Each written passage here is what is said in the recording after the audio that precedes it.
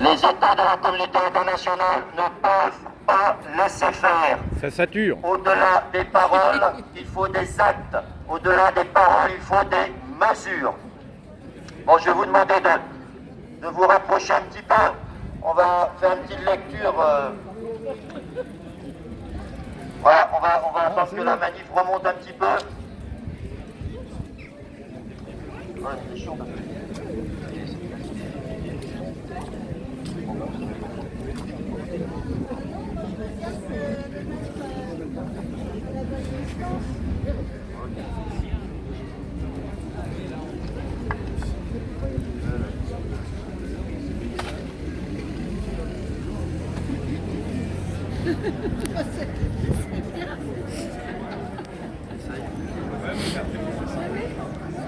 Bien, je voudrais vous donner lecture de quelques extraits de la très longue ordonnance tout récente de la Cour internationale de justice.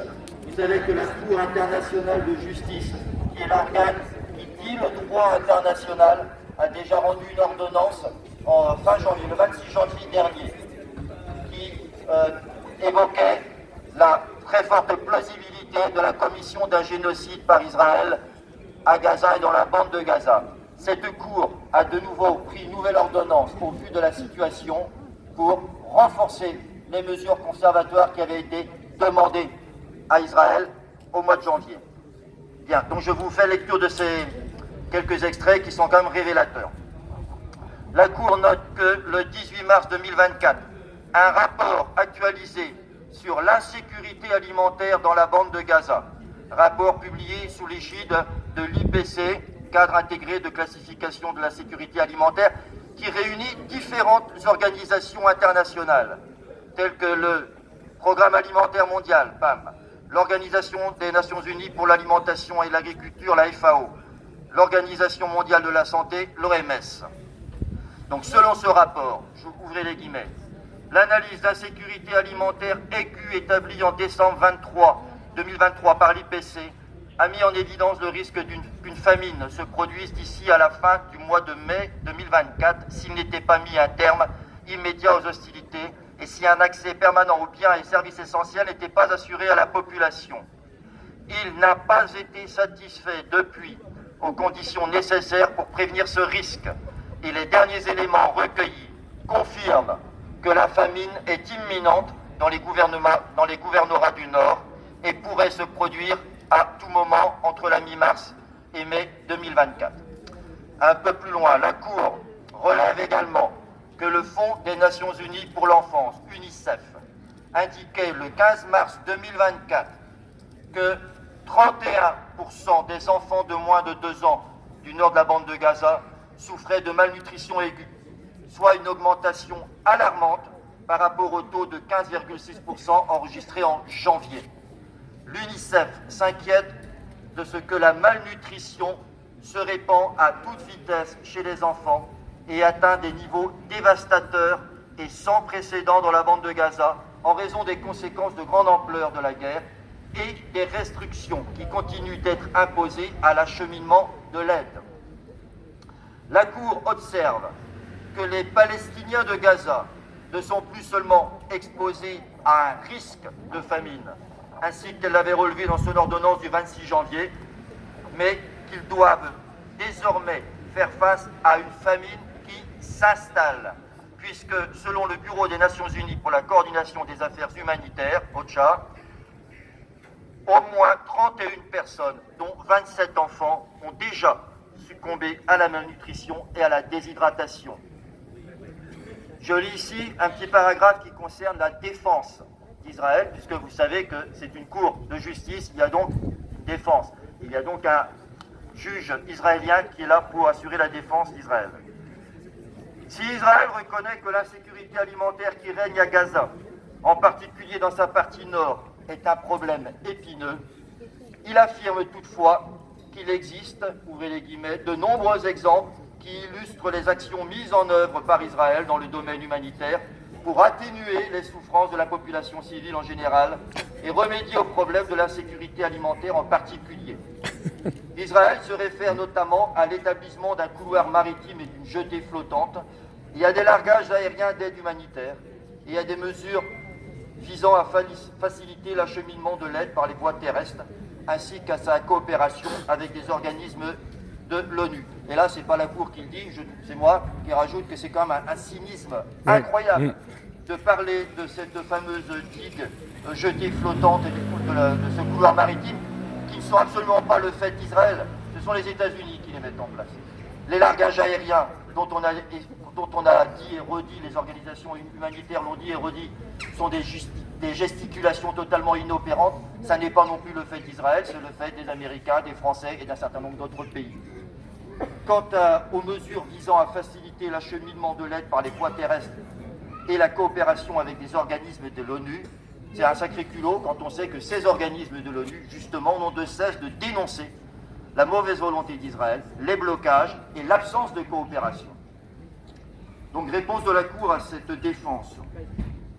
La Cour note également la déclaration du Haut Commissaire des Nations Unies aux droits de l'homme, selon laquelle, ouvrez les guillemets, la faim et la famine actuelles sont le résultat des restrictions importantes imposées par Israël à l'entrée et à la distribution de l'aide humanitaire et des marchandises, du déplacement de la majeure partie de la population, ainsi que de la destruction d'infrastructures civiles cruciales, par Israël bien sûr. Voilà, observation du Haut Commissaire des Nations Unies aux droits de l'homme, Volker Turk, le 19 mars 2024. La Cour observe enfin que comme l'ont également déclaré divers représentants des Nations Unies et autres, si les voies aériennes et maritimes sont utiles dans les circonstances actuelles, rien ne peut remplacer l'accès terrestre et les points d'entrée d'Israël vers Gaza pour assurer la fourniture efficace et effective de nourriture, d'eau et d'assistance médicale et humanitaire. La Cour prend note, en outre, de certaines déclarations émanant de représentants des Nations Unies et de diverses organisations qui tentent d'apporter des secours à Gaza, selon lesquelles il ne peut être remédié à la situation humanitaire catastrophique que si les opérations militaires en cours sont suspendues.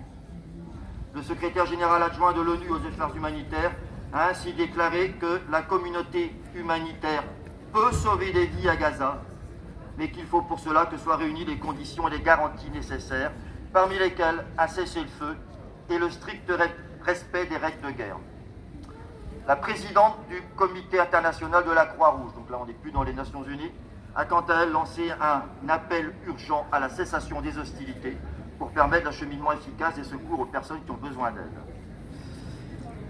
Le secrétaire général de l'ONU, se référant au dernier rapport de l'IPC sur l'insécurité alimentaire, a pour sa part déclaré « Les Palestiniens de Gaza endurent des niveaux effroyables de faim et de souffrance. Le nombre de personnes soumises à cette famine catastrophique est le plus élevé jamais enregistré par le cadre de classification de l'insécurité alimentaire, où que ce soit dans le monde. Il s'agit, dit-il, d'une catastrophe entièrement provoquée par l'homme, et le rapport montre clairement qu'il est possible d'y mettre fin. Le rapport présenté aujourd'hui apporte la preuve directe de la nécessité d'un cessez-le-feu humanitaire immédiat. C'était le 18 mars 2024. Donc, conformément aux obligations lui incombant au titre de la Convention sur le génocide, et au vu de la dégradation des conditions de vie auxquelles sont soumis les Palestiniens de Gaza, en particulier la propagation de la famine et de l'inanition, Israël doit, petit a, prendre toutes les mesures nécessaires et effectives pour veiller sans délai, en coopération avec l'ONU, à ce que soit assurée sans restriction et à grande échelle la fourniture par tous les parties intéressées de services de base, de l'aide humanitaire requis de toute urgence, notamment nourriture, eau, électricité, combustible, abris, vêtements, produits d'alimentation, installations d'hygiène, assainissement, matériel, soins médicaux, à tous les Palestiniens de l'ensemble de la bande de Gaza, et en particulier en accroissant la capacité, le nombre des points de passage terrestres, et en maintenant ceux-ci ouverts aussi longtemps que nécessaire. Petit b, Israël doit veiller avec effet immédiat à ce que son armée ne commette pas d'actes constituant une violation de l'un quelconque des droits des Palestiniens de Gaza en tant que groupe protégé en vertu de la Convention sur le génocide, y compris en empêchant d'une quelconque façon la livraison d'aide humanitaire requise de toute urgence. Voilà, cette ordonnance de la Cour, donc elle date il y a 2 jours, Elle rappelle la responsabilité d'Israël. Elle intime à Israël une action claire, c'est l'arrêt des hostilités, c'est la mise en place d'aide humanitaire. Ces ordonnances, normalement, sont contraignantes. Malheureusement, la Cour, pas plus que l'ONU, n'a les moyens de contraindre réellement Israël, qui a bien manifesté son intention de ne rien changer. C'est donc nos États qui doivent prendre des décisions. Alors, on l'a déjà dit, on le redit. La France a un discours qui est aujourd'hui un discours de fermeté, mais aucun acte n'est toujours pris pour que ce discours soit en conformité avec ce qu'il faudrait faire. Voilà, donc on continue notre marche un petit peu, et puis on fait un petit tour, slogan, et puis on essaie de tenir bon. Le député, hein? Je rappellerai le député tout à l'heure. Voilà. Faire une petite prise encore.